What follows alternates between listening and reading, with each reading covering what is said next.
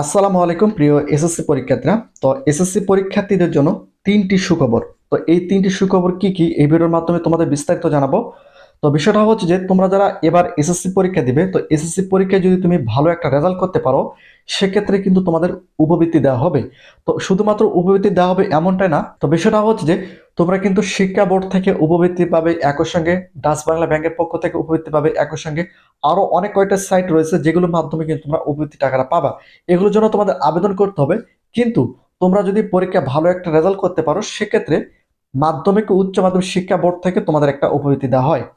তো বিষয়টা হচ্ছে যে তোমরা যদি পরীক্ষা ভালো একটা রেজাল্ট করতে পারো, তাহলে কিন্তু তোমরা এই উপবৃত্তির আওতায় থাকবে।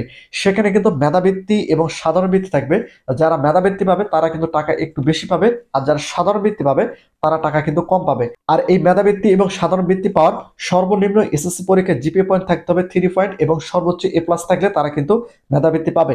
এটা কিন্তু তোমাদের ফার্স্ট সুখবর। যেহেতু সামনে তোমাদের এসএসসি পরীক্ষা রয়েছে, এই জন্য এখনই তোমাদের একটা ভালো প্রিপারেশন নিতে হবে।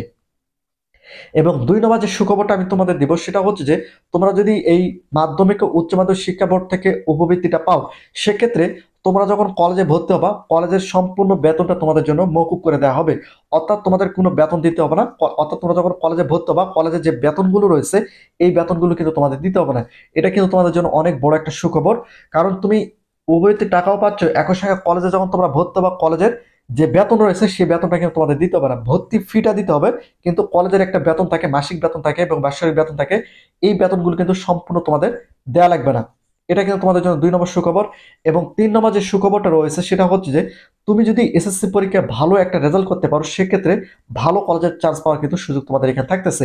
এখন দেখো, কোনো শিক্ষার্থী যদি 4 পয়েন্ট পায় আর কোনো শিক্ষার্থী যদি এ+ পায়, তাহলে কে ভালো কলেজের চান্স পাবে? এখন তুমি এ+ পেয়ে একটা ভালো কলেজের চান্স দিয়েছো, একই সঙ্গে যারা 4 পয়েন্ট পেয়েছে তারাও ওই কলেজটাতে চান্স দিয়েছে। তো সর্বপ্রথম শিক্ষক দেখবে কোন শিক্ষার্থী ভালো পয়েন্ট রয়েছে। এখন তুমি যদি এ+ পাও, তাহলে কিন্তু তুমি সবার আগে ওই কলেজটাতে চান্স পাবে। তো এটা হচ্ছে 3 নম্বর সুখবর।